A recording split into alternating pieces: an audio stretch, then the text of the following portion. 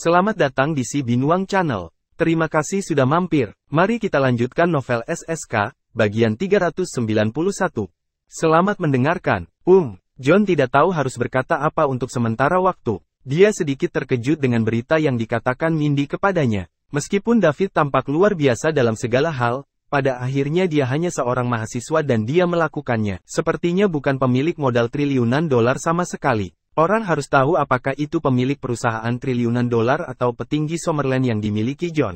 Bertemu dengan atasan lamanya, orang-orang berpangkat tinggi ini akan selalu memiliki aura tak terlihat di sekitar mereka. Tubuh, ketika dipancarkan secara tidak sengaja, itu akan membuat orang biasa merasakan tekanan yang sangat besar.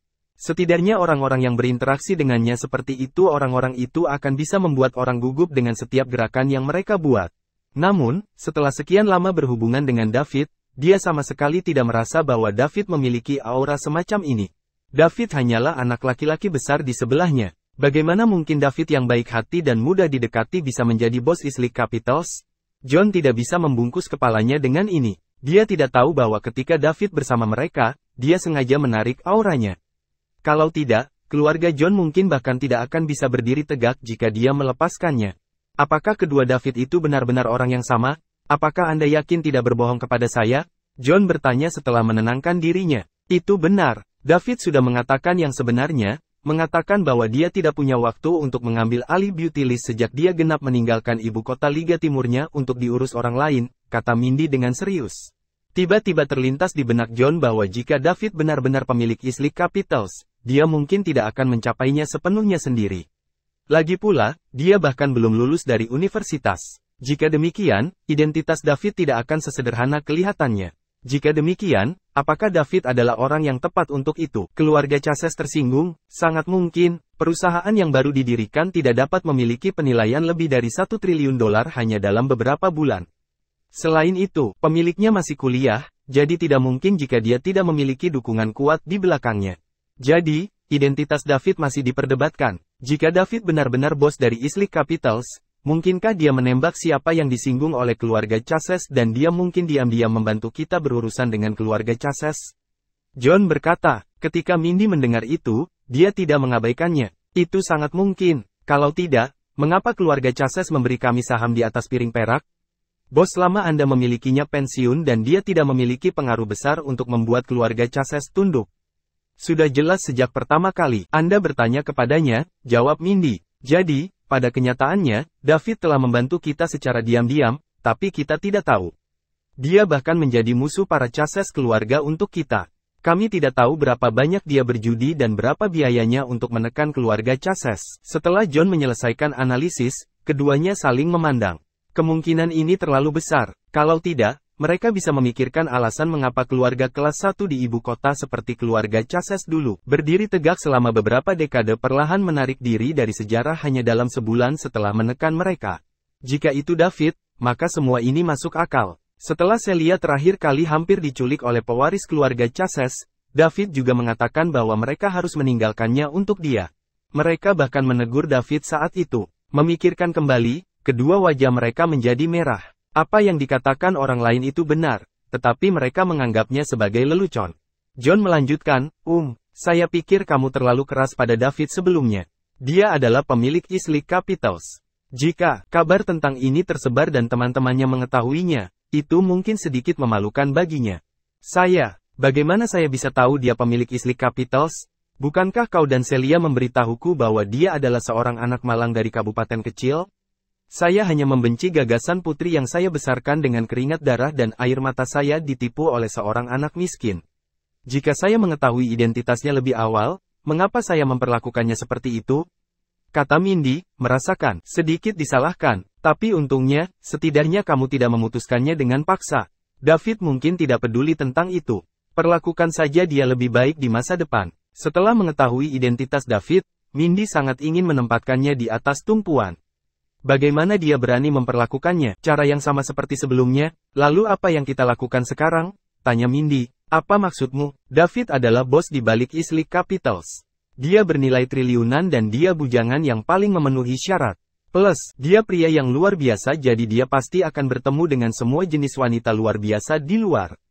Meskipun saya sangat percaya diri, putri kami, temperamennya terlalu lembut, dan dia tidak tahu bagaimana cara bertarung sama sekali. Ini akan sangat merugikan untuknya, kata Mindy cemas. John memandangi wajah khawatir Mindy dan berkata sambil tersenyum, kemarin kamu mengatakan bahwa putrimu dianiaya oleh David, tetapi hari ini kamu takut putrimu tidak akan bisa menjaga David. Wanita, kamu berubah pikiran begitu cepat. Saya melakukan ini untuk putri kami. Saya ingin dia menjalani kehidupan yang lebih baik di masa depan. Apakah ini juga salah, John? Apa yang kamu coba katakan? Baiklah, baiklah, baiklah. Anda benar, saya salah. Tapi saya pikir Anda tidak perlu khawatir tentang ini. Mengapa? Untuk pria seperti David, semakin kamu berpegang padanya, semakin dia menjauhkan diri darimu. Temperamen Celia, tepat. Seperti kata pepatah lama, seorang wanita hanya berbudi luhur jika dia tidak memiliki bakat. Celia tidak bodoh, tapi dia memang lembut dan itulah keuntungan terbesar baginya. Bagi pria seperti David, pertarungan terbaik bukanlah pertarungan. Setelah dia melihat pertengkaran kecil antara wanita di luar sana, dia akan menemukan bahwa Celia adalah yang paling cocok untuknya. Mindy mendengar apa yang dikatakan John dan berpikir itu masuk akal. Bagaimana menurutmu? Bagaimana analisis saya? Tanya John. Mindy mengangguk dan berkata, itu masuk akal. Itu sudah pasti. Siapa saya? Jika Celia memiliki kepribadian seperti Anda, pria seperti David mungkin bahkan tidak akan mempertimbangkannya. John, apakah itu akan membunuhmu untuk tidak mengejekku? Mindy berkata dengan gigi terkatup. Saya hanya menilai masalah apa adanya. Anda pandai dalam segala hal, tetapi Anda memiliki lidah yang sangat tajam. Jika David pergi karena Anda membuatnya marah, saya ingin melihat di mana Anda dapat menemukan menantu laki-laki yang tidak hanya disukai putri Anda tetapi juga jauh di atas standarmu. Petik 2. Mindy terdiam setelah John membalasnya. Dia tidak tahu bagaimana dia harus menjawab. Oke, jangan khawatir tentang putri kita. Tidak ada pria yang dia hubungi yang tidak menyukai temperamennya. Masih bersama si Binuang Channel. Mari kita lanjutkan novel SSK, bagian 392.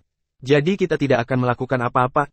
Tidak. Lagi pula itu tidak perlu. David kembali ke Starry Night Hotel dan melihat barang-barang mewahnya 875 poin. Itu meningkat setiap hari, tetapi jalan masih panjang sampai dia mendapat 10.000 poin. Dark capek belum secara resmi mulai menghabiskan uang. Apalagi ia harus bersiap-siap meninggalkan ibu kota. Pertama, dia akan langsung pergi ke Springfield untuk membahas pengembangan di luar negeri dengan Pearl. Kemudian, dia akan kembali ke selatan, River Province untuk menghadiri reuni kelas. Dia akan pergi ke rumah Celia besok untuk mengucapkan selamat tinggal. Yang paling penting adalah meningkatkan kekuatannya. Kekuatan adalah dasar dari segalanya, dan yang lainnya tidak penting. Dia akan melindungi semua yang dia miliki selama dia memiliki kekuatan. Hari berikutnya, David datang ke rumah Celia pagi-pagi sekali. Perlakuan yang diterima David kali ini benar-benar berbeda dari sebelumnya. Mindy menuangkan air untuk David secara pribadi, yang membuat David sedikit tersanjung. David memberitahu Mindy bahwa dia ingin Celia pergi ke reuni sekolah menengah bersamanya. Tentu saja, Mindy langsung menyetujuinya sekarang. Dia berharap Celia akan mengikuti David dengan cermat, di mana dia akan menemukan menantu yang luar biasa seperti David jika terjadi sesuatu yang tidak terduga. Namun, David menyuruh Celia menunggu beberapa hari sebelum menuju provinsi South River.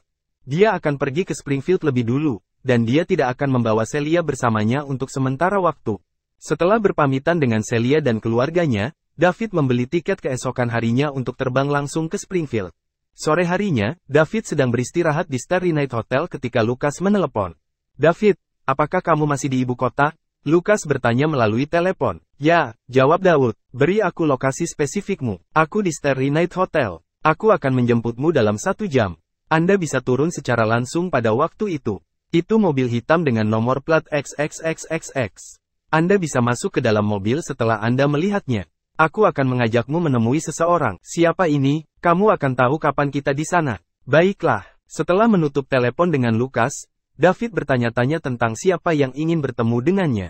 Menilai dari nada suara Lucas, itu pastilah pukulan besar. 1 jam kemudian, David tiba di pintu masuk Starry Night Hotel. Sebuah mobil hitam sudah menunggu di depan hotel. David berjalan mendekat, melihat plat nomornya, dan masuk ke mobil. Setelah David masuk ke dalam mobil, Lucas menyalakan mobil dan mulai mengemudi. Kapten, siapa yang ingin melihatku? Tanya David di dalam mobil. Kamu akan tahu saat kita tiba. Jangan minta sekarang, kata Lucas serius. David mengangkat bahu dan berhenti berbicara. Setelah beberapa saat, Lucas berkata, David, saya punya pertanyaan untukmu. Kamu harus menjawab dengan jujur. Baiklah, Kapten. Apakah kamu wajah perak? Tanya Lukas. David terkejut. Apakah dia telah diekspos? Bagaimana mungkin? Dia merencanakannya dengan cermat. Ketika dia akhirnya membunuh Justin, kekuatan yang dia tunjukkan melebihi kekuatan Dragon Rank. Namun, kekuatan yang dia tunjukkan biasanya akan setara dengan rangker naga menengah. Mengapa Lukas mencurigainya? Mustahil. Tidak, Lukas pasti mencoba mengorek informasi darinya dengan penipuan. Kapten, apa yang kamu katakan? Siapa wajah perak? Tanya David, pura-pura bingung. Berhenti berpura-pura. Meskipun aku tidak bisa mengalahkanmu sekarang, aku tetap kaptenmu dan aku berhak memarahimu. Lukas marah. Aku benar-benar tidak tahu apa yang kamu bicarakan. Kapten, David memutuskan untuk menyangkalnya dengan keras. Kamu masih menyangkalnya, ya? Kemudian, saya akan meyakinkan Anda. Anda menjalankan rencana ini dengan sempurna dan Anda berhasil bersembunyi kekuatanmu sehingga orang lain tidak akan mencurigaimu. Namun, apakah orang-orang di sekitarmu melakukan hal yang sama? Tanya Lukas. David bergidik. Oh tidak, dia melupakan satu orang, Paulus. Orang itu sudah lama bersamanya dan dia bahkan terluka parah saat menyelamatkan Charles di River City. Jika Lukas ingin menyelidiki ini, dia akan dapat segera menemukan kekurangan ini. Mengapa kamu tidak berbicara sekarang? Paul telah berada di Chaos Land selama lebih dari 1 dekade. Apakah Anda pikir saya tidak bisa menemukan sesuatu tentang dia ketika dia kembali ke negara itu setengah tahun yang lalu? Apakah kamu bodoh? Anda bahkan menyimpannya sebagai Red Wakil Kapten Flames Mercenaries. Jika orang-orang dari Falconia mengetahuinya, Red Flame Mercenaries akan melakukannya dilenyapkan berkali-kali. Kapten, aku tidak bermaksud berbohong padamu.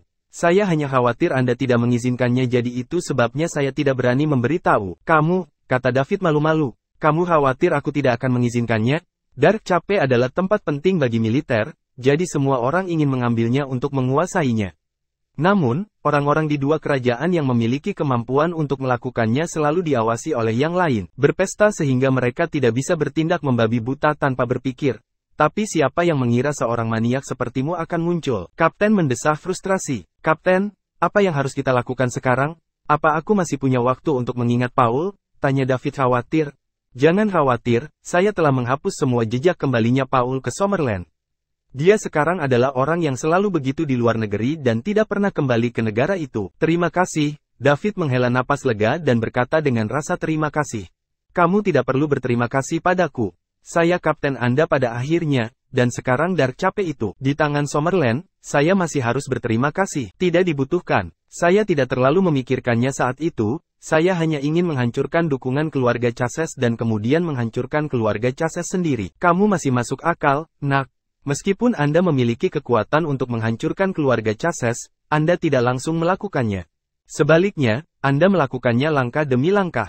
Ini bagus, agar tidak menambah masalah yang tidak perlu. Terima kasih atas pujiannya, Kapten. Tapi bagaimana kamu melakukannya? Apa maksudmu? Kamu melampaui peringkat naga puncak pada usia 22 tahun. Benar-benar maniak. Lukas tidak tahu kata apa yang dia ucapkan. Harus digunakan untuk menggambarkan David sekarang. Aku tidak tahu. Itu terjadi begitu saja setelah beberapa sesi latihan. Sialan, Lukas hanya menjawab dalam satu kata. David, nanti kalau kamu melihat orang itu, tolong lebih serius dan berhenti bertingkah ceroboh, kata Lukas serius. Siapa itu? Tanya Daud. Seorang lelaki tua yang melindungi Summerland selama hampir 1 abad dan telah memberikan seluruh hidupnya untuk Summerland. Tuan Kepala Staf. Masih bersama si Binuang Channel. Mari kita lanjutkan novel SSK, bagian 393. David merasakan rasa hormat yang mendalam. Kemudian, dia menjawab dengan serius, saya mengerti. Setelah mengemudi selama setengah jam dengan David di dalam mobil, Lukas memasuki gang yang sepi dengan 2 tentara bersenjata berjaga di pintu masuk. Setelah memasuki gang, mereka terus melaju selama beberapa menit, melewati beberapa pertigaan, masing-masing. Yang dijaga, itu menunjukkan pentingnya tempat yang mereka tuju. Akhirnya, Lukas berhenti di gerbang sebuah manor besar. David, silakan, kata Lukas. Apakah kamu tidak masuk juga? Tanya David. Kaulah yang ingin dilihat kepala staf, bukan aku. Mengapa saya harus masuk? Oke, kalau begitu aku akan masuk. David membuka pintu dan keluar dari mobil. Kemudian dia berjalan ke gerbang manor, dengan lembut membuka pintu, dan berjalan masuk. Setelah memasuki gerbang, David merasa seolah-olah memasuki dunia lain. Ada pemandangan yang menyenangkan di depannya yang tampak seperti surga. Di bawah pohon tak jauh dari sana, seorang lelaki tua berambut abu-abu sedang duduk di kursi rotan dengan mata terpejam. Sementara itu, seorang wanita muda di belakangnya menundukkan kepalanya sambil memijat bahunya. Setelah menutup pintu dengan lembut, David berjalan ke depan dan berhenti beberapa meter dari lelaki tua itu. Dia tidak berani mengganggu lelaki tua itu, jadi dia hanya berdiri di sana dengan tenang. Wanita muda yang sedang memijat bahu lelaki tua itu menatap David dan tersenyum padanya. David tertegun. Bukankah ini wanita yang dia selamatkan terakhir kali? Dia memang orang yang hebat. Pantas saja Lukas memintanya untuk memastikan Sandra aman bagaimanapun caranya. Identitasnya bertentangan dengan tatanan alam. Keduanya tidak berbicara atau bersuara. Sekitar 10 menit kemudian, lelaki tua di kursi rotan itu bergerak.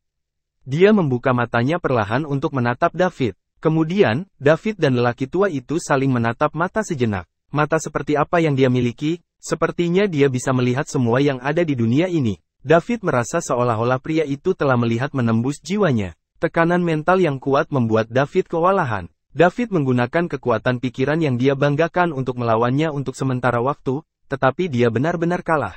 Dia dengan cepat menutup matanya. Injak. David akhirnya berhenti setelah terhuyung mundur beberapa langkah. Dia menekuk pinggangnya dan mencengkeram kemeja di dadanya dengan tangan kanannya saat dia terengah-engah. Butir-butir keringat yang sangat besar terus terbentuk di dahinya sebelum jatuh ke lantai. Saat ini, David benar-benar terkejut. Orang tua itu sangat kuat. Dia memberi David tekanan yang sangat besar. Itu sangat besar sehingga tidak terbayangkan. Satu tatapan hampir bisa membuatnya kehilangan semangat juangnya. Dia pikir dia telah melampaui puncak peringkat naga dan dia dianggap setengah jalan ke alam lain. Bahkan jika dia tidak bisa dibandingkan dengan orang-orang yang sudah memasuki dunia ini, dia tidak akan jauh lebih buruk. Namun, dia menyadari bahwa dia salah tentang ini. Salah besar, dia tidak memiliki perlawanan sama sekali saat menghadapi seseorang di dunia ini. David, kamu tidak buruk. Anda telah mencapai tahap ini di usia yang begitu muda. Dapat dikatakan bahwa Anda yang paling berbakat orang yang pernah saya lihat selama lebih dari 100 tahun hidup saya, kata lelaki tua itu, suaranya memikat. Masih bersama si Binuang Channel. Mari kita lanjutkan novel SSK, bagian 394. Ketika wanita muda di belakang lelaki tua itu mendengar apa yang dia katakan, wajahnya juga dipenuhi keterkejutan. Kakek buyut sebenarnya memuji pemuda yang menyelamatkannya ini. Ini adalah pertama kalinya dia mendengar kakek buyutnya memuji seseorang seperti ini. Dia menatap David dengan rasa ingin tahu di matanya. Tuan Kepala Staf, Anda berbicara terlalu tinggi tentang saya. Kekuatan saya benar-benar tidak berarti di depan Anda, David terengah-engah menjawab. Dia belum mengatur napasnya. Pria tua itu tersenyum dan berkata, kamu tidak bisa dibandingkan denganku lagi. Bahkan jika Anda mencukur beberapa digit dari usia saya akan tetap demikian. Lebih tua darimu. Anda tidak harus rendah hati. Bakat Anda memang bisa dianggap sebagai yang nomor satu di antara yang lain dari generasi yang lebih muda. Tuan Kepala Staf, Anda sangat lucu. Saya tidak berani berpikir begitu. Seperti kata pepatah, akan selalu ada orang yang begitu lebih baik dariku. Mungkin saja ada seseorang yang bisa melampauiku di suatu tempat di dunia ini. Tidak buruk sama sekali. Anda memang penerus yang sangat baik. Dengan hatimu ini, kamu akan mendapatkan pencapaian di masa depan yang tak terbatas. Jangan panggil saya Pak Kepala Staf lagi. Nama saya Mason Stefani, Anda bisa memanggil saya Tuan Tua Stefani. Tentu, Tuan Tua Stefani, kata David dengan hormat. David, aku pernah mendengar tentangmu dan masalahmu dengan keluarga Chases. Jika Anda bisa berpikir untuk menjatuhkan Dark Cape dan menyingkirkan Justin sebelum menghancurkan keluarga Chases, itu menunjukkan bahwa Anda dapat melihat gambaran besarnya dan Anda tidak seperti itu. Tipe orang yang tidak peduli tentang hal lain ketika mereka sedang impulsif.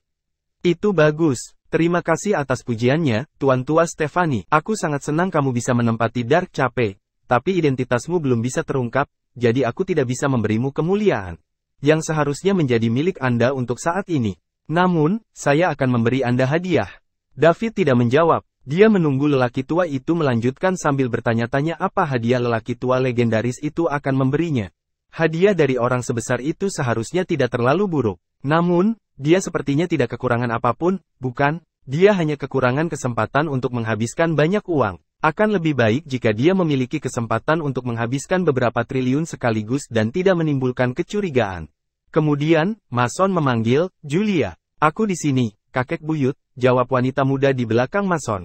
Mulai hari ini, kamu akan tinggal bersama David untuk sementara, kata Mason. Ya, kakek buyut, jawab Julia. Hah, Apa yang sedang terjadi? David bingung. Apakah ini hadiah yang direncanakan lelaki tua itu untuk diberikan padanya? Apakah ini hadiah atau beban? David bisa merasakan bahwa Julia hanyalah orang biasa. Kenapa dia ingin wanita ini mengikutiku? Untuk mengawasiku? Mustahil. Lalu kenapa? David tidak dapat mengerti. Aku tahu kamu bingung sekarang.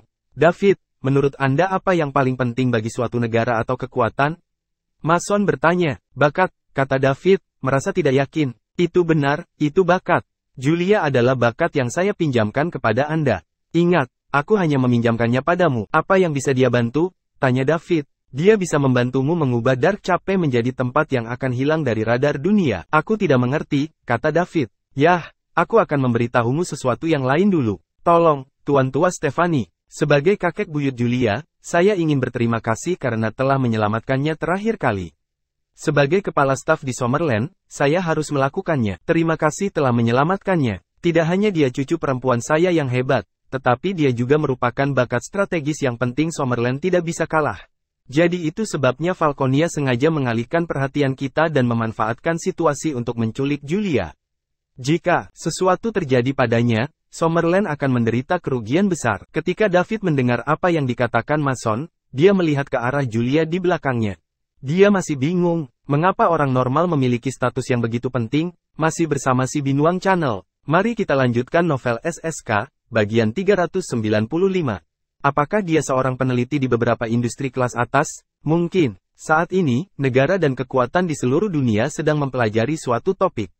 Apa kau tahu topik apa itu? Mason bertanya. Aku tidak, jawab David jujur. Medan magnet. Medan magnet. Ya, medan magnet. Anda harus tahu bahwa lebih dari 100 tahun yang lalu, medan magnet bumi hanya muncul di kutub utara dan selatan, dan jarang terdeteksi di tempat lain.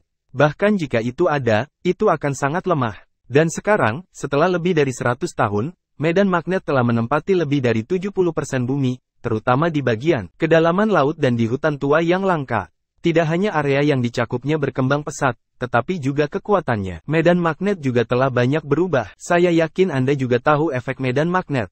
Itu akan mempengaruhi penggunaan peralatan elektronik, menyebabkan radio terganggu, dan membuat radar kehilangan fungsinya, yang kemudian akan menyebabkan pesawat dan rudal kehilangan arah. Jadi begitu, Tuan Tua Stephanie, apa yang Anda katakan adalah bahwa cicit perempuan Anda, Nona Julia, adalah seorang peneliti yang mempelajari medan magnet, dan bahwa dia dapat membantuku membuat Dark Chapel tidak terdeteksi oleh radar? Tanya David. Bukankah itu yang dia minta dilakukan oleh Killer dan yang lainnya? Rekrut talenta penelitian ilmiah kelas atas untuk mempelajari penerapan medan magnet sehingga mereka dapat menggambar medan magnet di sekitar Dark Chapel untuk menyembunyikannya kapan saja. Dengan cara ini, ketika Dark Chapel diserang, setidaknya itu bisa menghindari penguncian radar sehingga tidak akan terjadi diserang oleh senjata jarak jauh berskala besar, memastikan keamanan Dark Chapel. Tepatnya, Julia secara alami sangat sensitif terhadap medan magnet. Dapat dikatakan bahwa dia adalah salah satu orang yang memiliki penelitian terdalam tentang medan magnet di Summerland. Dengan bantuannya, saya percaya bahwa Dark tidak akan lama lagi Chapel menghilang dari radar Falconia.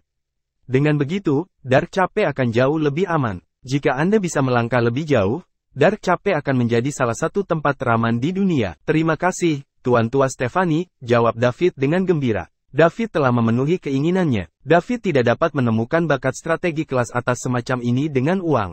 Semua negara dan kekuatan akan memperlakukan mereka sebagai harta. Namun, David tidak menyangka Julia akan menjadi talenta kelas atas negara itu bahkan ketika dia melihatnya. Begitu mudah jangan menilai sebuah buku dari sampulnya. Tanpa sepengetahuan David, Julia juga terheran-heran saat menatap David. Siapa kakek buyutnya? Dia telah hidup lebih dari 1 abad, dan dia dianggap sebagai legenda Summerland. Sangat sulit bagi siapapun untuk mendengar pujian darinya. Ketika mereka melakukannya, mereka akan segera mencari tempat di mana mereka bisa menikmatinya secara diam-diam. Namun, dia sangat memuji David hari ini dan sepertinya tidak akan berhenti dalam waktu dekat. Terakhir kali David menyelamatkannya, dia memakai topeng, tapi meski begitu, dia masih bisa merasakan bahwa David belum terlalu tua.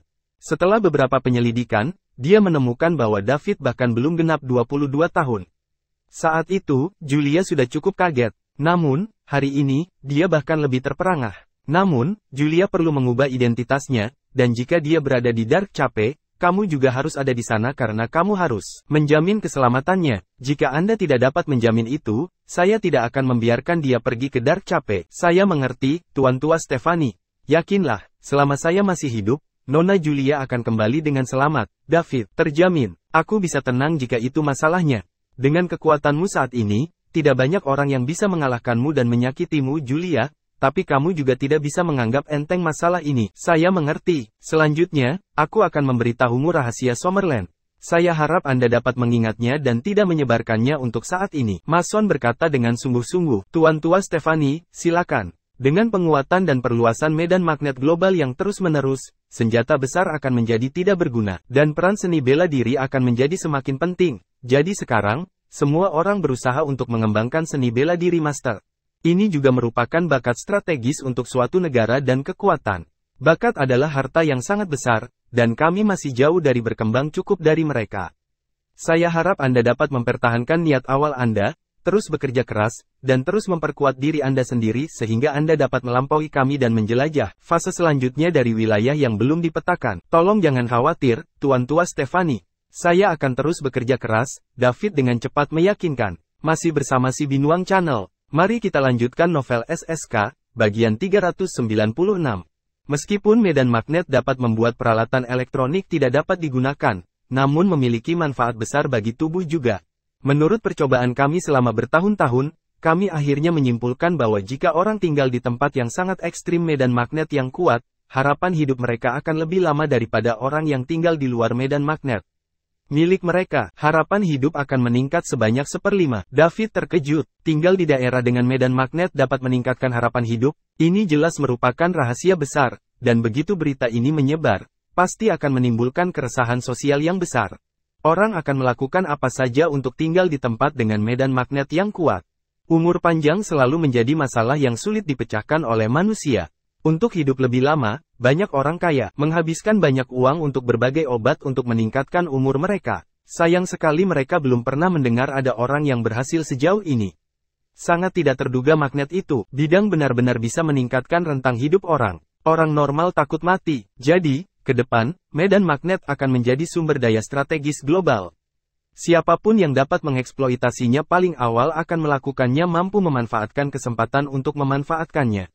Saya memberitahu Anda ini karena saya berharap Anda akan terus berkreasi keajaiban dan bergabunglah dengan kami secepat mungkin. Jika Anda menjadi salah satu dari kami, seni bela diri perlahan akan menjadi arus utama. Setelah David meninggalkan tempat Mason, David perlahan mencerna informasi yang baru saja dia pelajari selama ini. Dia membutuhkan beberapa waktu ketika Mason telah memberitahu David semuanya dengan sangat rinci. Ekspansi medan magnet yang terus-menerus akan menghancurkan peralatan elektronik yang ada, dan elektronik. Peralatan yang dapat menahan medan magnet, seperti handphone dan sebagainya, sudah mulai diproduksi dalam skala kecil jumlah.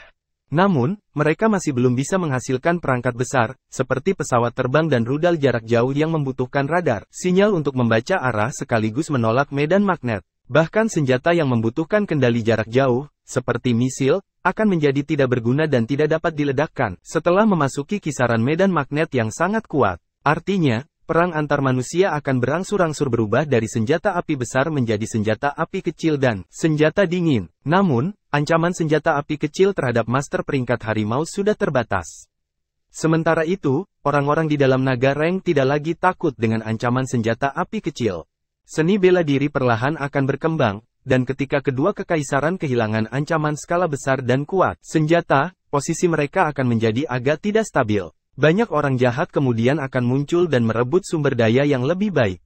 David sangat bersemangat sekarang. Ini sangat sejalan dengan keinginannya. Dia awalnya agak khawatir, meski dia sangat kuat dan tidak takut dengan ancaman senjata kecil, bagaimana dengan senjata api besar?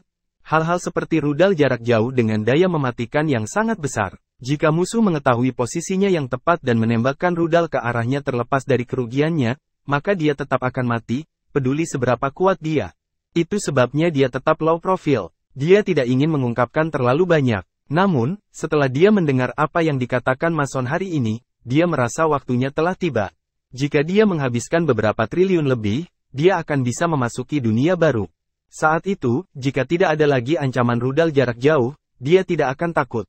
Ini adalah berita bagus baginya. Orang lain akan membutuhkan bakat dan kerja keras untuk meningkatkan kekuatan mereka, tetapi hal-hal itu tidak diperlukan baginya sejak saat itu. Dia hanya perlu mengeluarkan uang. Masih bersama si Binuang Channel. Mari kita lanjutkan novel SSK, bagian 397. Dia akan menjadi lebih kuat dengan menghabiskan uang. Ini adalah kekuatan terbesarnya. Setelah David pergi, Mason dan Julia adalah satu-satunya yang tersisa di Manor. Julia, aku telah menciptakan kesempatan untukmu dan kamu harus memanfaatkannya. Saya bisa merasakan bahwa saya mencapai batas saya, kata Mason. Kakek buyut, kamu akan baik-baik saja. Anda masih bisa hidup beberapa dekade lagi, kata Julia dengan cepat. Gadis bodoh, saya telah hidup lebih dari 120 tahun dan saya telah melampaui banyak orang biasa. Hanya saja masa-masa sulit itu akan datang dan saya sedikit enggan untuk meninggalkan Anda semua dan Summerland, kata Mason, merasa sedikit sedih. Kakek buyut, kamu tidak perlu terlalu khawatir. Anda harus beristirahat dengan baik. Bukankah masih ada Pak Abe dan Pak Beladau? Julia menghibur Mason. Meskipun keduanya cukup kuat, mereka tidak cukup untuk mengintimidasi para pahlawan. Dek mungkin bisa melakukannya jika kita memberinya 10 tahun lagi, tapi aku tidak bisa hidup selama itu. Abraham dan Dek tidak akan bisa menghentikan Falconia jika mereka melancarkan serangan habis-habisan setelah aku mati. Tapi apakah David benar-benar sebaik itu? Lagi pula dia masih sangat muda. Dia bahkan belum lulus dari universitas, Julia bertanya dengan beberapa keraguan. Jika tidak ada kecelakaan yang terjadi, David akan menjadi inti berikutnya di Summerland. Bakatnya menakutkan, jadi mungkin saja dia dilahirkan untuk dunia yang bermasalah ini, desah Mason. Meskipun dia tenang di permukaan, jauh di lubuk hatinya, dia sangat terkejut dengan bakat David. Pada usia 22 tahun, dia telah melampaui puncak Dragon Rank. Namun, yang lebih langka adalah miliknya. Kekuatan pikiran juga sama kuatnya. Jika Mason ingat dengan benar, Dek memasuki peringkat naga pada usia 27 tahun, bukan? Berapa umurnya ketika dia mencapai level David? Dia seharusnya berusia sekitar 40, kan? David mencapai ini 12 tahun sebelumnya. Siapa yang tahu ketinggian apa yang akan dicapai David dalam 12 tahun? Mungkin dia akan melebihi dia masuk ke wilayah yang belum dipetakan. David adalah pemuda paling berbakat yang pernah dilihatnya. Ini tidak berlebihan, seperti yang dilakukan Mason. Sedikit konservatif ketika dia mengatakan ini. Untungnya, David lahir di Summerland. Kalau tidak, di dunia yang bermasalah ini, sulit untuk mengatakan apakah Summerland bisa melindungi dirinya sendiri dengan ancaman seperti dia di sekitar. Bagaimanapun, Summerland menempati terlalu banyak sumber daya dan tanah. Jika mereka tidak memiliki ancaman senjata pemusnah massal, mereka pasti akan diserang oleh Falconia dan lainnya. Kekuatan besar jika mereka tidak menyerahkan sebidang tanah yang luas dan menempel di satu sisi. Saat ini, pasti ada seseorang yang bisa mengintimidasi para pahlawan. Baik Abraham maupun Dek tidak cukup. Jadi semoga David tumbuh sebelum Mason meninggal. Mustahil, saya pikir dia jauh lebih buruk daripada Pak Dek, kata Julia tidak percaya. Itu hanya sementara. Dalam waktu kurang dari setengah tahun, David akan mengambil langkah ini dan menjadi salah satu dari kita. Akan sulit untuk mengatakan apakah dia benar, lebih kuat atau lebih lemah dari Dek saat itu terjadi. Selama David bisa mengisi posisiku sebelum aku mati, Falconia akan mengisinya, terintimidasi dan tidak akan memulai perang dengan mudah. Lagi pula, pasukan lain juga akan mengawasi mereka karena tidak ada lagi ancaman senjata mematikan berskala besar. Kakek buyut, aku mengerti. David kembali ke hotel. Setelah mencerna informasi yang dikatakan Mason kepadanya, David tidak sabar untuk mengumpulkan cukup banyak poin dan kemudian mengambilnya langkah lain untuk mencapai alam lain untuk mengalami perasaan berada di puncak dan menjulang tinggi di atas orang lain. David meninggalkan ibu kota keesokan harinya dan terbang langsung ke Springfield. Dia harus membuat pengaturan di seluruh dunia secepat mungkin. Dia perlu menghabiskan lebih banyak uang dan mendapatkan lebih banyak poin mewah. Setelah melakukan ini, dia harus membawa Julia ke Dark Cape. Saat itu, dia harus tetap di sisi Julia dan tidak bisa bepergian. Sekitar lagi, Mason banyak memicu David. Mason memberitahu kekurangannya. Begitu medan magnet menyebar ke masa depan dan menyebabkan senjata besar hilang efek mereka, maka itu akan menjadi waktu baginya untuk sepenuhnya bergantung pada kekuatannya sendiri. Semakin kuat dia, semakin dia akan lebih percaya diri. Sesampainya di Springfield, David langsung menuju gedung perkantoran Isley Capitals. Sekarang, Isley Capitals memiliki banyak staf. Mulai dari kantor yang masih kosong padahal baru ditempati, setengah lantai hingga sekarang menempati 5 lantai dan masih terus berkembang. Isley Capitals sekarang menjadi kuda hitam di dunia investasi Springfield. Masih bersama si Binuang Channel. Mari kita lanjutkan novel SSK, bagian 398. Hanya dalam 3 bulan, ia telah mendapatkan pijakan yang kokoh dan valuasinya telah melebihi 1 triliun dolar. Hampir semua orang yang bahkan sedikit lebih tahu bahwa bos dari ibu kota Liga Timur adalah orang yang sangat penting. Daniels benar-benar dilenyapkan karena menyinggung ibu kota Liga Timur. Sementara itu, keluarga di Springfield juga memiliki pemahaman diam-diam untuk menutup mata dan membiarkan Islip Capitals berkembang. Ini terutama setelah keributan besar David di ibu kota. Karena dia masih bisa selamat dan sehat setelah membunuh pewaris keluarga Quinn, David pasti mempunyai latar belakang yang luar biasa. Jadi, semua orang memutuskan bahwa lebih baik menghindari masalah yang tidak perlu. Dikombinasikan dengan dukungan keluarga Zimmerman, Islip Capitals telah berjalan lancar setelah insiden itu. Keluarga Daniel, di sisi lain, Clinton secara alami ingin David sekuat mungkin juga menguntungkannya. Clinton mengetahui bahwa David kembali tak lama setelah David tiba di gedung kantor Islip Capitals. Sekarang, David adalah fokus utamanya. David bahkan tak kalah dengan 2 bos SCC lainnya, Silva dan Goldie. David tidak memberitahu Pearl sebelum dia datang. Dia tidak menyukai resepsi yang megah, karena terlalu mencolok baginya. Kedua resepsionis itu jelas belum pernah melihat David sebelumnya. Saat David hendak langsung masuk, dia dihentikan. "Tuan, tunggu sebentar, siapa yang kamu cari?" Salah satu resepsionis dengan wajah imut dan suara merdu bertanya. Setelah mendengar suaranya, David memikirkannya dan berjalan ke meja depan. Dia berkata, "Saya sedang mencari Pearl Warner. Adakah dia di sini?" "Nona Warner ada di sini, tetapi apakah Anda punya janji dengannya?" Resepsionis bertanya. "Tidak," jawab David jujur. "Kalau begitu, saya minta maaf, Pak. Nona Warner tidak akan menemui Anda jika Anda tidak membuat janji. Bisakah Anda kembali setelah Anda membuat janji?" Ucap resepsionis itu dengan sopan. Itu akan memanggilnya untuk membuat janji sekarang juga. Setelah David mengatakan itu, dia mengeluarkan ponselnya untuk menelepon Pearl. Resepsionis memandang David dengan rasa ingin tahu. Mereka ingin melihat apakah dia benar-benar dapat menghubungi Nona Warner. Pearl adalah bintang yang sedang naik daun di dunia bisnis Springfield. Selain itu, dia juga model dan idola mereka. Dia tidak misterius seperti David dan informasinya tersedia secara online. Pearl adalah seorang mahasiswa dari daerah pedesaan. Setelah dia lulus, dia hanya butuh beberapa tahun untuk menghasilkan jaring senilai puluhan miliar. Seberapa memotivasi itu? Setelah telepon tersambung, David mendengar suara Pearl dari ujung telepon. "Halo, Tuan Liddell, Mutiara, aku di depan pintu. Tapi 2 resepsionis cantik itu bilang aku tidak bisa masuk tanpa membuat janji dulu," kata David. "Hah, Tuan Liddell, Anda di Springfield?" Mutiara bertanya dengan gembira. "Ya, aku baru saja sampai. Tolong tunggu." Pearl menutup telepon setelah dia mengatakan itu. David meletakkan teleponnya saat resepsionis terus menatapnya. Karena David tidak menggunakan pengeras suara, kedua resepsionis itu hanya dapat mendengarnya tetapi Pearl tidak.